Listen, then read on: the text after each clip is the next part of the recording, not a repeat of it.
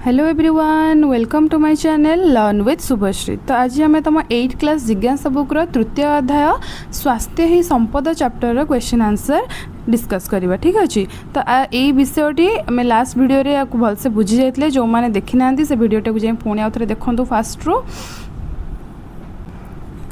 तो fast question देइछि, निम्न छवि गुड़िक देखा जाइथिबा रोग गुड़ी को संक्रामक किंबा अणसंक्रामक भाव में श्रेणीभुक्त कर। तो ये जो गुड़ाक संक्रामक और कौटाक अणसंक्रामक ताको श्रेणीभुक्त करवा। चलो लिख। तो आम ये लिखा संक्रामक रोग बा कम्युनिकेबल डिजीज गुड़ाक किए ना थंडा एवं काश आउ किए टाइफॉइड आउ मिलीमिला। ठीक अच्छे।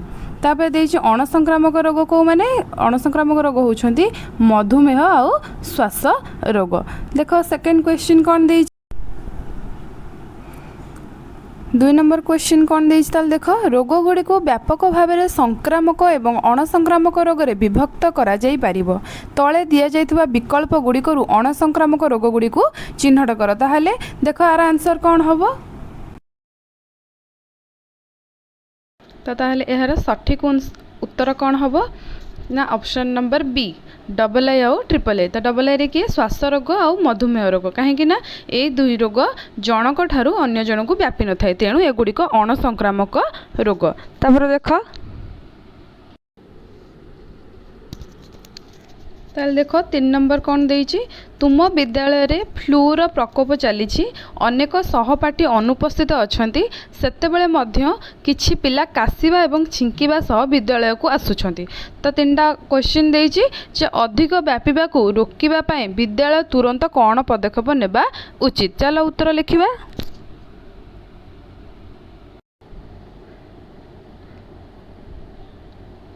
आक्रांत छात्र छात्री मानू संपूर्ण सुस्थ होगा पर्यंत घरे रही विश्राम नेबाकू बा छुट्टी पाई परामर्श देबा उचित।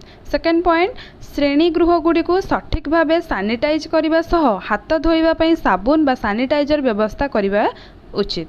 तापर देख सेकेंड क्वेश्चन कौन देइछि, जदि तुम पाखे बसुथिबा सहपाठी ठारे तमे थंडा ज्वरर लक्षण देखा दिए तेबे तुमे किपरि जणे विचारशील भाव प्रतिक्रिया प्रदर्शन करिवो। ताले कौन करिवो तुम माने ना तांको उपरे विरक्त न होई सहानुभूतिर सह मास्क किंबा रुमाल व्यवहार करने को कहिबी।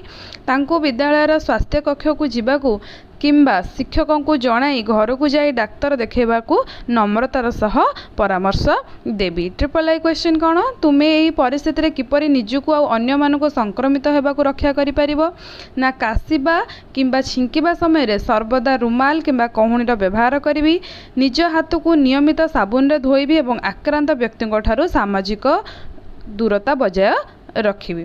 तापर देखो क्वेश्चन कौन देइछि, 4 नंबर कौन कही, तुम परिवार मलेरिया व्यापी अन्य एक सहर को यात्रा करने को योजना करुछंती।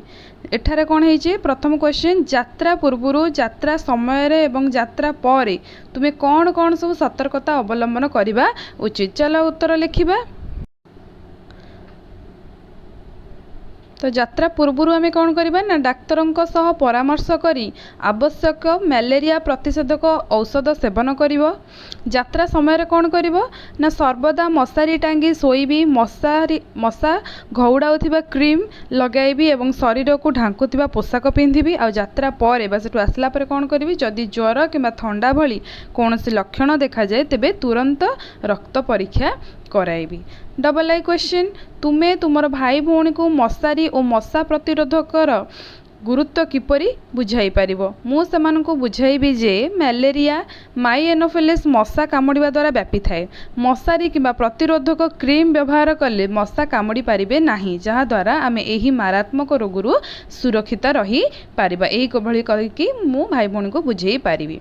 AAA क्वेश्चन, जदि यात्री माने एपरि अंचल रे स्वास्थ्य परामर्श को अणदेखा करती तेबे कौन होई पारे ना यात्री माने जदि मलेरिया ज्वर रे आक्रांत होई गुरुतर असुस्थ होई पारती, यह सहित से निज अंचल को फेरिबा परे सेठारे मध्य मलेरिया व्यापीबार आशंका बढ़ी जाई थाए। तापर देखो क्वेश्चन कौन देइछि, 5 नंबर कही, तुम दादा तांको बंधु मानक सहित मिसी धूम्रपान आरंभ करिसंती। जदिओ यह समस्ते जानती जे धूम्रपान शरीर को गुरुतर भाव में क्षति पहुँचाइबा सह मृत्यु मुखरे पकाई थाए, तो प्रथम क्वेश्चन कठोर न होई तांको बंद करिबा पई तुमे कौन करिवो जदि से धूम्रपान करूछंती तांको बंद करिबा पई तुमे कौन करिवो चलो आंसर लिखिबा। तो कौन करी मु ना मु दादा को आदरर सह बुझाई कहिबी जे दादा धूम्रपान कले फुसफुस रे कर्कट एवं हृदरोग भरी मारात्मक रोग हुए आपणक स्वास्थ्य आम परिवार पई अति मूल्यवान तेणु दयाकरी एहीपरी खराब अभ्यास को कौन करंतु छाड़ी दियंतु। डबल आई क्वेश्चन जदि तुम बंधु एक भोजी रे तुमको सिगरेट दियंती तेबे तुमे कौन करिवो ना मु बहुत दृढ़तार सह किंतु नम्र भाव रे तांको मना करदेवी एवं कहिबी जे मु मो शरीर को भल पाए एवं केबे मध्य धूमपान करिबी नाही। ट्रिपल आई क्वेश्चन स्कूल गुड़िक छात्र छात्री मानू एपरी क्षतिकारक अभ्यास निवृत्त रही किपरि साहाय्य करिपारिबे ना स्कूल रे नियमित व्यवधान रे स्वास्थ्य सचेतनार शिविर प्रबंध एवं चित्रांकन प्रतियोगिता माध्यम रे निशा द्रव्यर अपकारिता विषय रे शिक्षा दिया जाई परिबो एपरी कले स्कूल रो छात्र छात्री माने एही भली क्षतिकारक अभ्यास निवृत्त रही पारिबे। देखो तापरे कोन देइछि क्वेश्चन सरस्वती तार सांग बनिता को कहूची एंटीबायोटिक जेकोसी संक्रमण आमको रक्षा करिपारे तेणु आमको रोग भल हेबा विषय रे चिंता करिवार आवश्यकता नाही। सरस्वती तार वक्तव्य भूल अछि बोली बुझिबा पई बनिता को केउ प्रश्न पचारि पारिबो ताले कोन कोन प्रश्न पचारिबो चलो देखिबा। तो एंटीबायोटिक संबंधी भ्रम धारणा विषय कौन कहब से ना सरस्वती तार वक्तव्य भूल अच्छी बोली बुझिबा पई बनिता को प्रश्न पचारि पारिबो। प्रथम प्रश्न एंटीबायोटिक कौन भूताणु जनित रोग जेपरिक साधारण थंडा काश किबा फ्लू को भल करि पारे। सेकेंड क्वेश्चन पचारिबो डाक्तरंक परामर्श बिना अत्यधिक एंटीबायोटिक खाइले शरीर रे एंटीबायोटिक प्रतिरोधक शक्ति सृष्टि हुए कि जहाँ परवर्ती समय हमको औषधि को अकामी कर दिए। तो यही भली प्रश्न गुड़िक से ताको पचारिबो। देखो नेक्स्ट क्वेश्चन निम्नलिखित सारणी रे एक वर्ष मध्य हॉस्पिटल रे रिपोर्ट होइतिबा डेंगू मामला संख्या विषय सूचना दि जाए। तो देख क्रमिक नंबर देइछि आ मास देइछि तो गोटे वर्षर टोटाली जनवरी ठार डिसेम्बर जाए देइछि आ केते डेंगू रोगी अछंती सेगुडा भी देइछि जेमति कि जनवरी मास रे 10टा रोगी थिले फेब्रुआरी रे 12टी मार्च रे 15टी एप्रिल रे 18टी एमती करके डिसेम्बर जाए देइछि। हमको कहिछि एक्स अक्षरे रोगी संख्या आ वाई अक्षरे मास नहीं कि गोटे बार ग्राफ तैयारी करिया पे देखो तुम यहाँ निजे एमती करि परिबो जे गोटे बार ग्राफ तैयारी करिया पे दे गोटे एक्स एक्सिस और वाई एक्सिस टाणिबो एटा हमर एक्स एक्सिस हबो एटा हमर वाई एक्सिस। तो एक्स एक्सिस रे से हमको कहिछि मास गुडी नबो तुम एमती हम लिखि परिबो एटा जनवरी एटा हमर फेब्रुआरी एमती मार्च एमती करके अप टू डिसेम्बर जाए तुम लिखि परिबो।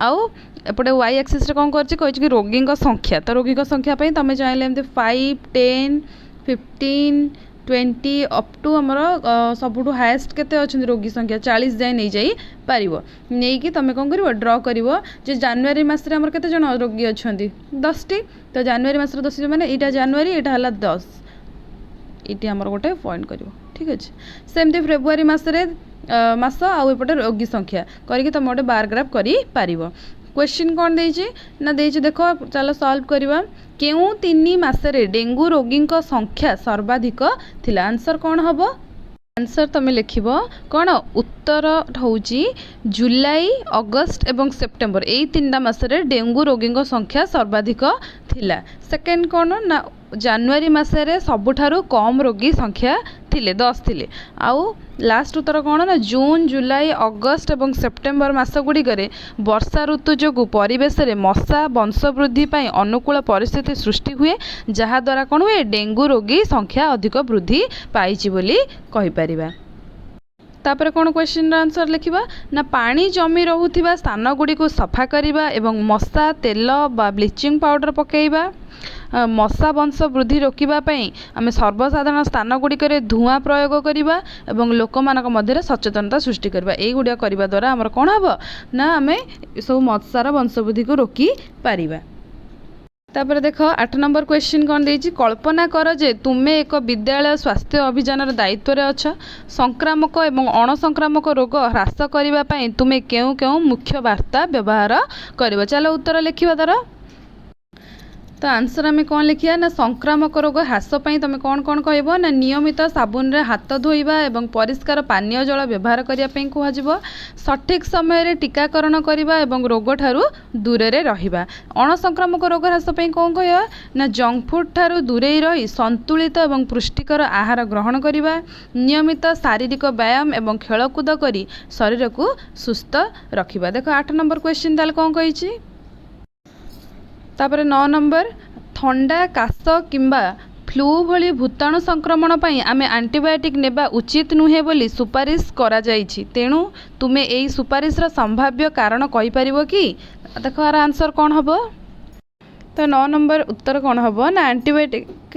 नबा उचित नुहे कारण एटा 9 नंबर हबो एटा 8 हो जाइछि तो एंटीबायोटिक केवल बैक्टेरिया जनित रोग विरुद्ध रे काम करे थंडा काश बा फ्लू भली रोग जोगुड़ा कि भूताणु बा भाइरस द्वारा होता है सेगुड़िक आम एंटीबायोटिक काम करे नहीं तो बिना कारण रे एंटीबायोटिक व्यवहार कले शरीर में एंटीबायोटिक प्रतिरोधक शक्ति सृष्टि हुए जहाँ भविष्य कौन हुए विपज्जनक होई थाए। तब देखो 10 नंबर कौन देइछि क्वेश्चन जदि संक्रमित व्यक्ति मल द्वारा पानीय जल दूषित हुए तेबे निम्नलिखित मध्यरु केउ रोग व्यापिबार संभावना रही ताले कोडा कोडा रही हमर आंसर हबो हेपाटाइटिस ए आ कोडा पोलियो ए दुटा रोग हबार संभावना अच्छी। तापर देखो 11 नंबर कौन देइछि जेतेबेले आमर शरीर प्रथम थर पर एक रोगकारक अणुजीवर सम्मुखीन हुए सेतेबेले रोग प्रतिरोधक प्रतिक्रिया साधारणतः कम थाए किंतु पुनर्बार से ही रोग जीवाणु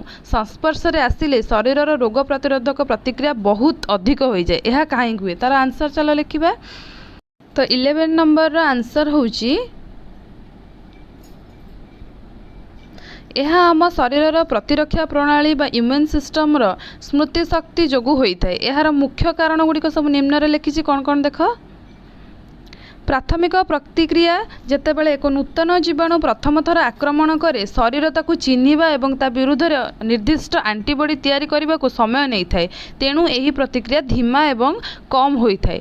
सेकेंड कौन ना स्मृतिकोश भी सृष्टि होता है प्रथम आक्रमण समय रे आम शरीर में किसी विशेष मेमोरी बा सेल एवं टी सेल सृष्टि हुई थाए बी सेल और टी सेल सृष्टि होता है यही कोषगुड़िक से ही निर्दिष्ट जीवाणुर गठन को मन रखती। द्वितीय प्रक्रिया कौन ना भविष्य में से ही समान जीवाणु पुणी थे शरीर में प्रवेश कले स्मृति कोषगुड़िक तुरंत चिन्ह पकाती एवं यह द्वारा शरीर बिना कौन विलंब अति द्रुत गति एवं विपुल परिमाण में एंटीबॉडी प्रस्तुत कर शक्तिशाली आक्रमण करी थाए। ठीक अच्छे तो क्वेश्चन आंसर एट सर जाइए।